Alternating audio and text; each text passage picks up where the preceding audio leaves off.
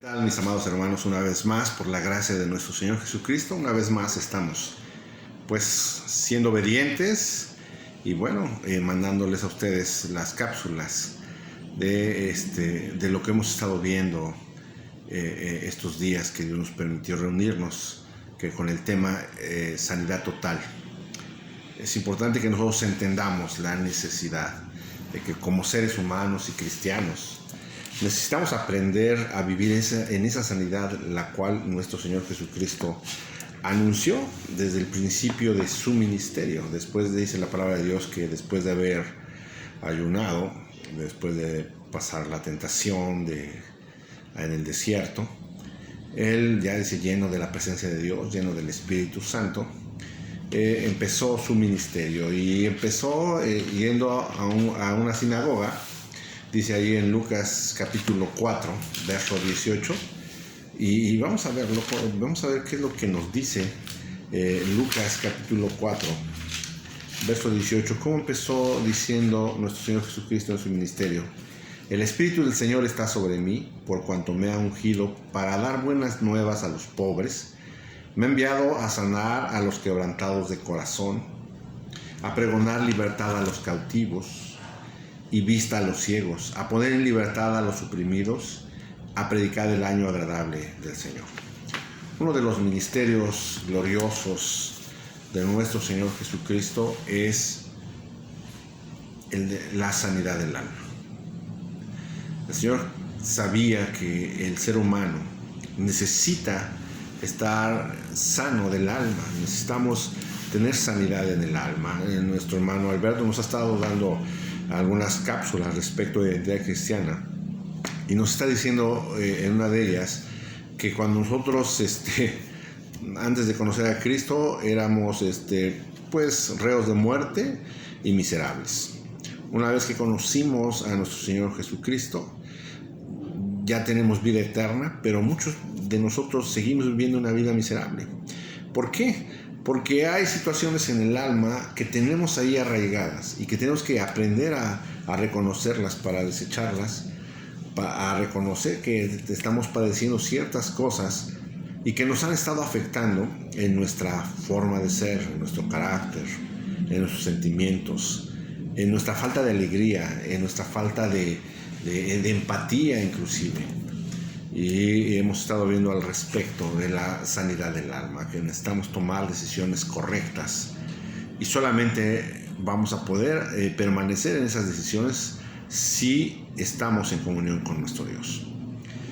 Hay cosas, hay situaciones, hay decisiones que debemos de tomar que son muy difíciles prácticamente o humanamente imposibles de realizar, pero en Cristo, dice la palabra de Dios, todo lo puedo en Cristo que me fortalece. O sea, estar en comunión con nuestro Dios, vivir como nuestro Señor Jesucristo nos enseñó a vivir. Eso nos va a permitir a nosotros vivir en esa libertad gloriosa, vivir conforme a lo que Él nos dijo ahí en Lucas capítulo 4, verso 18. Esa sanidad del alma y que estaba profetizado ahí en Isaías capítulo 61. Es necesario que nosotros estemos conscientes y estemos sabidos de lo que realmente hay en nuestro corazón. Ser sinceros con nosotros mismos y ver qué es lo que nosotros no podemos dejar de hacer o qué es lo que necesitamos hacer. En este caso nos toca el tema del perdón. Esa palabra tan pequeña pero tan poderosa y tan difícil de ejercer, de entender y de poner en práctica. El perdón es algo que inclusive no se había estudiado de forma científica de hace, unos 21 años, según estaba estudiando. A partir de 1999 hubo una asociación en Estados Unidos que empezó a buscar entender la necesidad del perdón. ¿Qué genera el perdón de una forma científica, biológica en el ser humano? Aquí encontré unos artículos que, fíjense cómo dice, el acto de perdonar genera biológicamente en el cuerpo de quien perdona lo siguiente: el descontrol nervioso regresa a un punto de equilibrio, un punto óptimo. La presión arterial y el ritmo cardíaco descienden, o sea, estás más tranquilo. Los neuroquímicos del estrés son reabsorbidos, o sea, dejas de generar esos neuroquímicos que posteriormente se convierten en enfermedades autoinmunes. El sistema nervioso activa el modo, dice, parasimpático, o sea, en otras palabras, que la respuesta de la relajación, o sea, estás más relajado. Es lo que han descubierto los científicos, ¿sí? Respecto a el perdón. Mahatma Gandhi decía, el débil no puede perdonar. El perdón es un atributo de los fuertes y valientes, ¿sí? La palabra de Dios dice que el reino de los cielos sufre violencia y solamente los valientes o los violentos lo arrebatan. Entonces es necesario que nosotros aprendamos a vivir en esa libertad en la cual el Señor Jesús nos dijo que Él vino a predicar. Ese es uno de los ministerios gloriosos, aparte de la reconciliación con el Padre. El ministerio que le sigue también es la sanidad del alma. ¿Por qué? Porque cuando una vez sabido que nosotros podemos estar reconciliados con nuestro Dios, que ya no somos creación, sino ahora somos hijos de Dios, tenemos toda la facultad de poder acercarnos a la presencia de Dios y poder estar en la presencia de Dios y llenarnos de la santidad de Dios, llenarnos de la presencia de Dios, para que nosotros podamos realmente perdonar. A veces decimos, ya perdoné, pero nuestra alma, nuestro cuerpo nos está manifestando que no es cierto. ¿Por qué? Porque seguimos generando esos neuroquímicos que están afectando nuestra vida, nuestra carne, nuestra alma. Estamos generando que nuestro sistema nervioso deje de funcionar como debe de ser, ¿sí? Andamos en estrés, andamos siempre molestos y decimos, ¿por qué tengo tanto coraje? ¿Por qué contesto así? ¿Por qué? Porque hay cosas que nosotros no hemos sabido o no hemos podido enfrentar o no hemos querido enfrentar. En este caso, el perdón. El doctor Frederick Lusky, que según estaba yo estudiando aquí, dice que es cofundador del Stanford Forgiveness Project, o sea, que el Stanford es el proyecto del perdón. Concluyó que después de múltiples estudios, dice, el perdón eleva el estado de ánimo y aumenta el optimismo. O sea, después de múltiples estudios, se dio cuenta que el hecho de perdonar, ¿sí?, aumenta tu estado de ánimo y aumenta tu optimismo. Mientras que el no perdonar, dice que está afectando tu estado emocional, de forma que estás en depresión, en ansiedad, en hostilidad. ¿Sí? Todo eso, vuelvo a repetir, se han estado haciendo estudios a partir de 1999 y han estado encontrando estos resultados.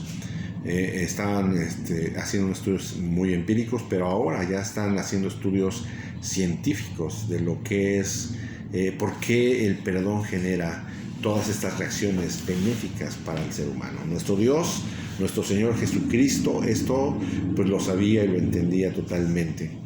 Por eso es que Él siempre buscó que nosotros aprendiéramos a perdonar. Jesús sabe que como seres humanos es imposible perdonar.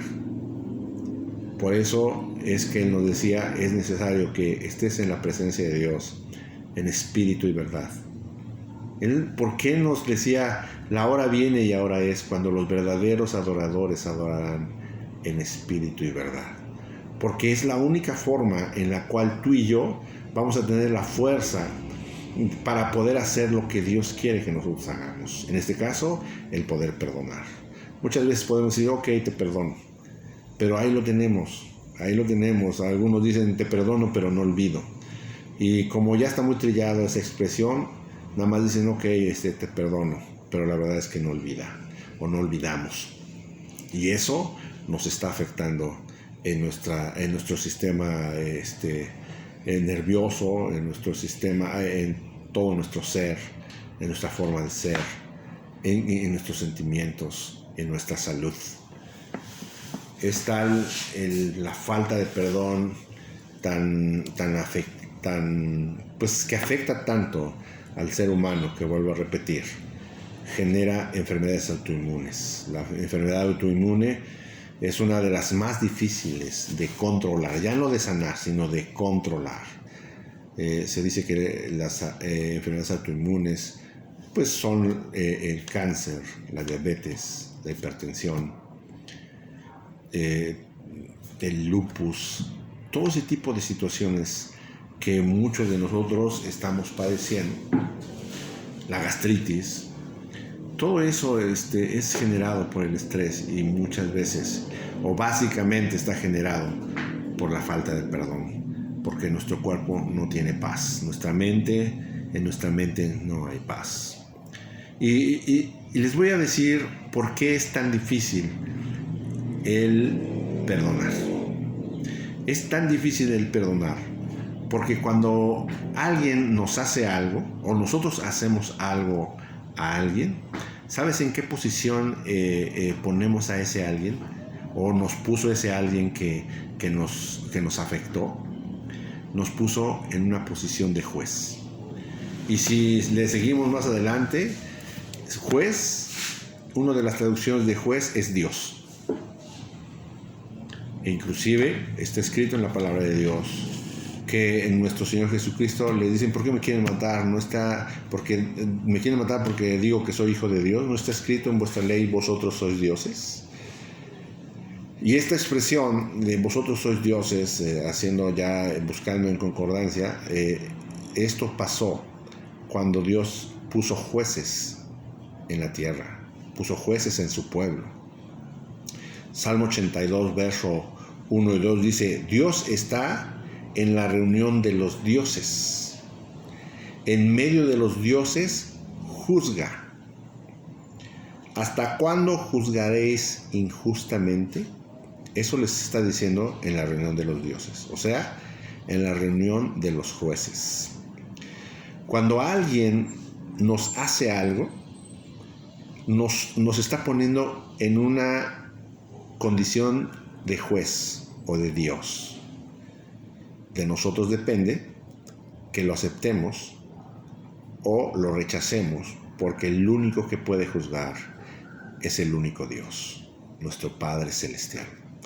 Y eso lo podemos ver claramente cuando nuestro Señor Jesucristo enseñaba a orar a sus discípulos. Allí en Mateo capítulo 6, versos 9 en adelante dice: vosotros pues oraréis así: Padre nuestro que estás en los cielos, santificado sea tu nombre. Empieza glorificando el nombre de nuestro Dios. Venga tu reino, hágase tu voluntad, como en el cielo, así también en la tierra. O sea, está diciendo nuestro Señor Jesucristo que le pidamos a nuestro Dios que venga a su reino, o sea, que el reinado de Dios, que Dios sea el que reine sobre nosotros. Vénganos, Señor, tu reino, dice. Así, el pan nuestro de cada día, dánoslo hoy. Y luego viene esa palabra que, pues sí, la hemos escuchado, pero ahorita vamos a tratar de entenderla de esta forma. Dice: y perdona nuestras deudas, como también nosotros perdonamos a nuestros deudores. Vuelvo a repetir: y perdona nuestras deudas, como también nosotros perdonamos a nuestros deudores. Y luego dice: y no nos metas en tentación, mas líbranos del mal, porque tuyo es el reino, el poder y la gloria por todos los siglos. ¿A qué tentación se refiere cuando dice no nos metas en tentación? ¿Sí? ¿A qué tentación se refiere? A la tentación de querer nosotros ser los jueces, o sea, de tomar el lugar de Dios. Cuando nosotros juzgamos, cuando nosotros nos dedicamos a juzgar, es que le estamos diciendo a Dios: ¿sabes qué, Dios? ¿Me permites? Dame chance, quiero sentarme en tu trono porque hoy voy a juzgar conforme a mi corazón. Eso es lo que estamos haciendo. Esa es la tentación a la que se refiere. Porque mire, dice, perdona nuestras deudas como también nosotros perdonamos a nuestros deudores. ¿Sí? Y no nos metas en tentación. O sea que nosotros el Señor Jesucristo nos está diciendo que tenemos que decirle a nuestro Dios que debemos de perdonar y no queremos estar en la tentación de querer sentarnos en la silla de Dios, del juez glorioso y poderoso, el único Dios, nuestro Padre Celestial. El hecho de que nosotros no podamos perdonar, el hecho de que nosotros caigamos en la tentación de juzgar, ¿sí? Porque nos están poniendo en esa posición. Cuando alguien nos hace daño, cuando nosotros dañamos a alguien, también nos estamos poniendo en la posición de Dios. Y cuando ellos juzgan, se están aferrando a la posición de Dios, y entonces estamos ofendiendo a Dios. Entonces, cuando nosotros no perdonamos, se generan todo este tipo de situaciones. Nuestra vida emocional se afecta, nuestra vida sentimental se afecta y nuestra vida espiritual se afecta. Y sabes, el hecho de que nosotros no sepamos perdonar no nos va a permitir reconocer realmente que de Dios es el reino, que de Dios es el poder y de Dios es la gloria. Porque dice, y no nos metas en tentación, mas líbranos del mal, porque tuyo es el reino y el poder y la gloria por todos los siglos. Es fácil decir o cantar, Señor, tuyo es el reino, tuyo es el poder y tuyo es la gloria. Pero qué difícil es poder realmente concebir que de Dios es el reino, que de Dios es el poder y de Él, solamente de Él es la gloria, cuando no podemos perdonar. Necesitamos buscar la presencia de Dios. Por eso aquí el Señor Jesucristo nos está llevando a estar en intimidad, que no busquemos los lugares de público, sino que nos metamos, dice, en nuestra recámara y empecemos a orar. Porque dice aquí, porque si perdonáis a los hombres sus ofensas, os perdonará también a vosotros vuestro Padre Celestial. Mas si no perdonáis a los hombres sus ofensas, tampoco vuestro Padre os perdonará vuestras ofensas. ¿Cuáles ofensas? El hecho de que nosotros querramos sentarnos en el trono de Dios y juzgar. Salmo 56 dice, los cielos declaran justicia, porque Dios mismo es juez. Santiago capítulo 4, verso 12 dice, hay un dador de la ley y juez que es poderoso para salvar, para destruir. Pero tú, ¿quién eres que juzgas a tu hermano? Necesitamos aprender a perdonar. Cuando nosotros no perdonamos, es que estamos juzgando a nuestro hermano. Estamos diciendo, eres un ratero, eres un asesino, eres un mentiroso. Estamos juzgando. Eso es juzgar. Eso es no perdonar. Y lo estamos diciendo, eres un ratero porque nos robaron. Sí, eres un adúltero porque nos fallaron. Eres un fornicario porque nos fallaron. Estamos juzgando, y al estar juzgando quiere decir que no estamos perdonando. Es difícil, yo sé que es difícil perdonar. Es muy difícil. Muchas veces nos autoengañamos y decimos, sí, ya perdoné, pero seguimos actuando en contra de aquella persona con nuestras actitudes, con nuestros pensamientos. La única manera en que tú y yo podemos permanecer realmente en esa actitud de perdón es en la presencia de Dios. Porque en la presencia de Dios ninguna cosa sucia puede estar. Solamente aquellos cuyos nombres están escritos en el libro de la vida del Cordero. Así dice la palabra en Apocalipsis capítulo 21.